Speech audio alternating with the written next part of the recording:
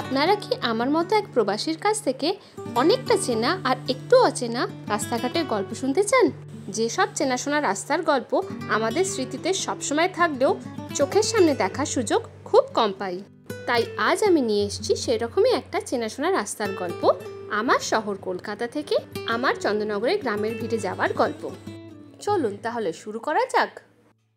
Good morning, welcome to our channel road and air. আমি স্নেহা, আর আজকে আমার বরমশাই শুভ্রকে এই ব্লগে দেখতে পাবেন না।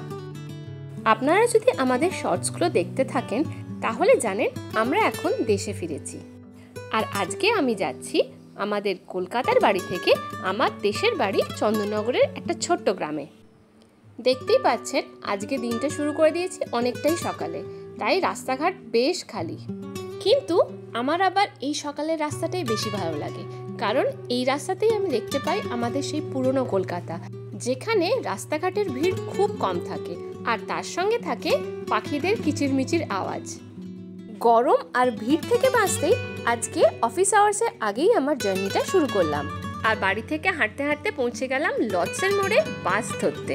কপাল ভালো ছিল, দাঁড়ানোর 1 মিনিটের মধ্যেই বৈষ্ণবঘাটা হাওড়া ময়দানে বাস চলে এলো।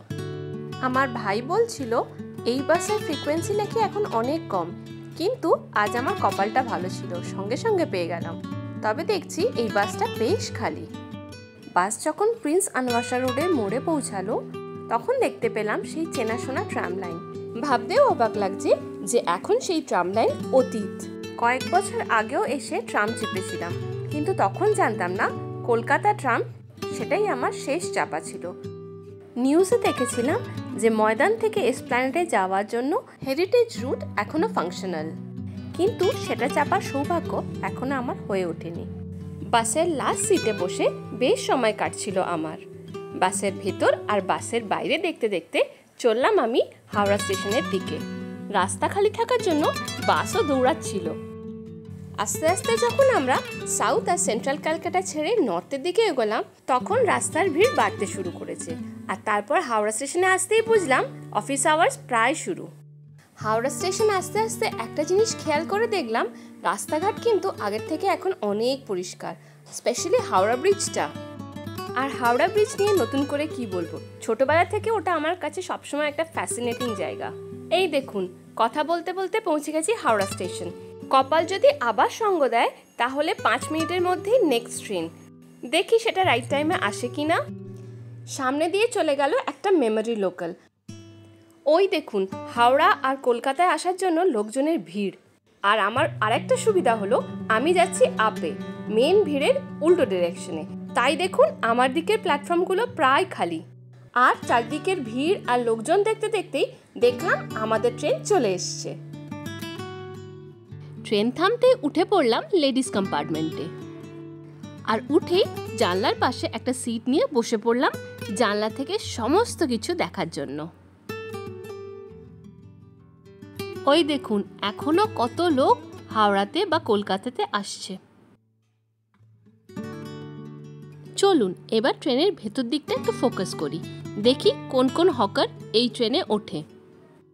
ট্রেনে উঠলে আমার আবার একটু ঝালমুড়ি বা শশা না পেলে ঠিক জমে না, আর তার সাথে যদি পেয়ে যায় একটু হজমিগুলি বা গুড়বাদাম তাহলে তো কোনো কথাই নেই। কি আশ্চর্য, একটাও হকার উঠল না, আর তার মধ্যেই ট্রেন ছেড়ে দিল।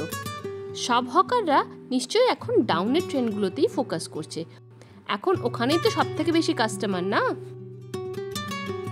চলুন হকার না আসা অবধি বাইরের কি কি জিনিস বদলে গেছে সেগুলোর একটু হিসাব নিকেশ করে নিই।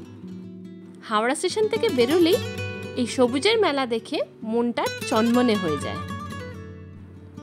সামনের এই জামা শুকানো দেখে মনে পড়লো আমাদের পাড়ার যে ইস্ত্রিওয়ালা আছেন তিনি বললেন যে আজকাল নাকি ধোপার কাজ আর হয় না, কারণ জামা কাপড় শুকোতে দেওয়ার জায়গা নেই। আপনারাও কি এই সমস্যার সম্মুখীন হয়েছেন? আরে বাস, বহু বছর আগে যখন এই রাস্তা দিয়ে রেগুলার যাতায়াত করতাম তখন এই বিল্ডিংগুলো দেখেছিলাম। রাস্তার অনেক কিছু বদলে গেলেও এই একটা জিনিস দেখছি এখনো আছে, কিন্তু এই বিল্ডিংগুলো চিনতে পারছি না। আর মনে হচ্ছে এইগুলো বোধহয় নতুন কনস্ট্রাকশন। আর ওই দেখুন ওইদিকে বেশ কয়েকটা হাই রাইজও হয়েছে। এগুলো সব নতুন, আগে আমার চোখে পড়েনি। আর এইদিকে আমাদের ট্রেন একের পর এক স্টেশন ছেড়ে এগিয়ে যাচ্ছিল। কোন্নগর, রিষড়া আর শ্রীরামপুর ছাড়িয়ে এগোতে থাকলাম চন্দননগরের দিকে। ট্রেন যখনই শ্রীরামপুর ছেড়ে বেরোয়, চারিদিক যেন আরও সবুজ হয়ে ওঠে। কলকাতায় অনেক কিছু সুযোগ সুবিধা পেলেও এই সবুজ রংটার বড়ই অভাব বোধ করি। আশা করি আপনারাও সহমত। ট্রেনের ভেতরে খেয়াল করে দেখলাম যে প্রচুর স্কুল স্টুডেন্টস ঢুকছে। আপনারা কি জানেন, চন্দননগর, চুঁচুড়া বা ব্যান্ডেলে প্রচুর ভালো ভালো স্কুল আছে, আর তার জন্যই বহু দূর থেকে অনেক স্টুডেন্টসরা আসে ট্রেনে করে ওই সব স্কুলে। আমি স্কুল ইউনিফর্ম দেখে বাচ্চাগুলো স্কুলের নাম গেস করার চেষ্টা করছিলাম, কিন্তু একটাও চিনতে পারলাম না। সব ইউনিফর্মই আমার কাছে নতুন ঠেকলো। জানলার বাইরে যে দৃশ্যটা এখন আমি দেখছি, সেটা আমার বাংলার ছবি। ইউরোপে সবুজের অভাব না থাকলেও এই সবুজ ভীষণভাবে মিস করি আমরা। এই মাঠ, এই পুকুর, এই ধান ক্ষেত আর ওই কলা বাগান, এইগুলো ইউরোপে প্রায় দেখাই যায় না। তবে হ্যাঁ, সাইপ্রাসে যখন গিয়েছিলাম ওখানে কলা বাগান দেখেছিলাম। তার গল্প যদি জানতে চান তাহলে লিঙ্কটা উপরের আই বাটনে আপনাদের জন্য রেখে দিলাম। আমাদের গল্পের ফাঁকে আমরা পৌঁছে গেলাম চন্দননগর। চলুন স্টেশনে নেমে দেখি কি কি বদলে গেছে। এই দোকান, এই শেড আর ক্লিনার টয়লেট, অনেক কিছুই বদলে গেছে চন্দননগর স্টেশনে দেখছি। আর স্টেশনটাও দেখছি নতুন করে রং করা হয়েছে, আর ফ্যানের সংখ্যাগুলো অনেকটাই বেড়েছে। চন্দননগর ছেড়ে কলকাতায় মুভ করা প্রায় 20 বছর হতে চলল, তাই এখন যেটা ফিল করছি সেটা পিওর নস্টালজিয়া। আমাকে নিতে আমার মেজো কাকু এসেছেন। চলুন কাকু কোথায় দাঁড়িয়ে আছে খুঁজে দেখি। কাকুকে খুঁজে পাওয়ার আগে এই ফুলের দোকান আমায় চন্দননগরে ওয়েলকাম করলো। কাকু বলেছিলেন সুভাষপল্লীর গলির মুখে থাকবেন, কিন্তু কোথায় কাকু, কোথায় কাকু? আরে ওই তো কাকু। কিন্তু এই যে দেখছেন, ক্যামেরা দেখলেই কাকু পালিয়ে পালিয়ে বেড়ায়। কি করি বলুন তো? আমার মেজো কাকিমাও ইউটিউবের জন্য যখনই ভিডিও করে, কাকুকে ভিডিওতে খুঁজেই পাওয়া যায় না। কাকু গাড়ি শুরু করতেই সঙ্গে সঙ্গে মেজো কাকিমার ফোন, আর ফোনে অর্ডার এলো 2.5 কিলো মটরশুঁটি চাই, যাতে সেইগুলো ছাড়িয়ে ফ্রিজ করে সারা বছরের জন্য প্রিজার্ভ করে রাখতে পারে। আর তাই এখন কাকু চললেন বউবাজারে মটরশুঁটির খোঁজে। আর সেই সুযোগে আমারও একবার বহুদিন পর এই বউবাজার ঘুরে দেখার সুযোগ হয়ে গেল। আমি বাজারের এদিক ওদিক দেখতে দেখতে এগোচ্ছি, আর গিয়ে দেখি কাকু সবজিওয়ালার সাথে দরদাম করতে ব্যস্ত। মটরশুঁটির কিলো 20 টাকা নাকি 25 টাকা সেই নিয়ে। আর আমি সমস্ত সবজিগুলোর দিকে হাঁ করে তাকিয়েছিলাম।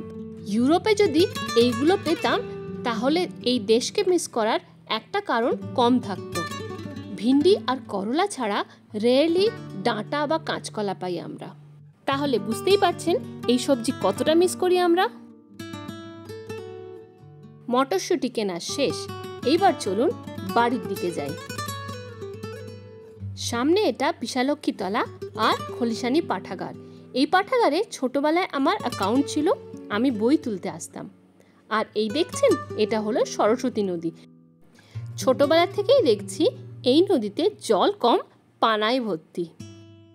ছোটবেলায় যখন আমি রাস্তা ধরে স্কুলে যেতাম তখন রাস্তা কাঁচা ছিল, বর্ষায় কাদা আর জলে ডুবে থাকতো। এখন এই রাস্তা পাকা হয়ে গেছে, আর তার সাথে চারিদিকে অনেক নতুন নতুন বাড়িও হয়ে গেছে। আগে এত বাড়িঘর ছিল না, অনেক ফাঁকা ফাঁকা ছিল। আর এই ট্রলিগুলো আগেও চলতো, এখনো চলছে। আর খেয়াল করে দেখেছেন, এখানেও প্রচুর কলা বাগান। রাস্তায় দেখছি সব স্কুটি করে মা বাবারা স্কুলে বাচ্চাদের নিয়ে যাচ্ছে। আমাদের সময় বেশিরভাগই আমরা নিজেরাই সাইকেল চালিয়ে স্কুল যেতাম। এইখানে জানেন তো একটা খুব বড় দুর্গাপুজো হয়, তার সাথে আমাদের গ্রামেও খুব বড় দুর্গাপুজো হয়। সেই দুর্গাপুজোর গল্প পরে কখনো বলবো। আপনারা প্লিজ অবাক হবেন না চন্দননগরে দুর্গাপূজার গল্প শুনে। জগদ্ধাত্রী পূজা ছাড়া চন্দননগরে বেশ কয়েকটা ভালো ভালো দুর্গাপুজোও হয়।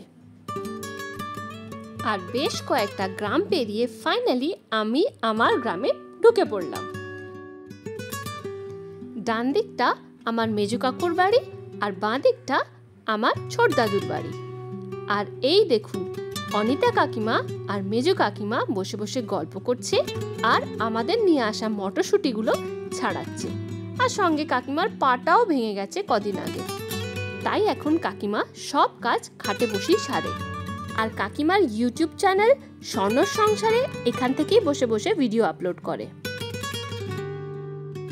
আর ওই দেখুন, আমার ছোট কাকু দাঁড়িয়ে আছে। আর ওই দূরে মেঘ, আমার বোনপো। আর এটা হলো ছোট কাকুর বাড়ি।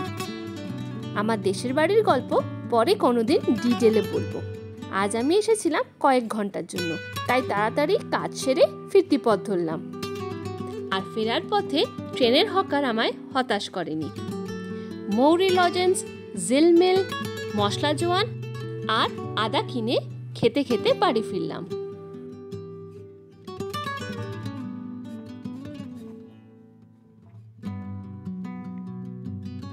তাহলে কেমন লাগলো বলুন আমার শহর কলকাতা থেকে চন্দননগরে আমার গ্রামের ভিটে যাওয়ার জার্নিটা। যদি ভালো লাগে তাহলে প্লিজ সাবস্ক্রাইব করবেন আমাদের চ্যানেল রোড অ্যান্ড এয়ারকে। আপনাদের মধ্যে বেশিরভাগ জনই ভিডিও দেখলেও সাবস্ক্রাইব করছেন না, তাই প্লিজ সাবস্ক্রাইব করতে ভুলবেন না। আর আপনাদের লাইক, কমেন্ট আর শেয়ারের অপেক্ষায় আমরা থাকবো। আজ তাহলে এতটুকুনি, আজ আসি।